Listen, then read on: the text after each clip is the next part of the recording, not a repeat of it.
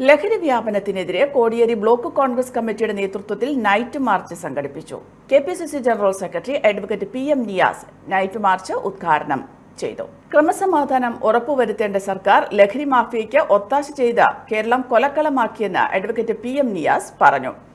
General secretary advocate PM Niyas ഉദ്ഘാടനം ചെയ്ത night March ഈ വാഹനത്തിന് തൊട്ടു പിന്നാലെ ഇതുവഴി കടന്നു വരികയാണ്.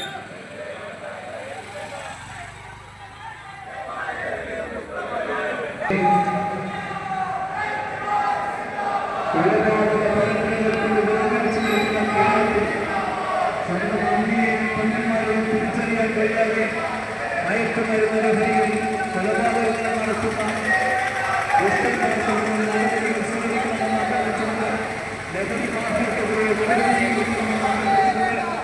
ഈ നൈറ്റ് മാർച്ച് ജനങ്ങളുടെ മനസാക്ഷിയിൽ നിന്ന് ഉയരുന്ന അതിശക്തമായ പ്രതിഷേധ ശബ്ദമാണ്.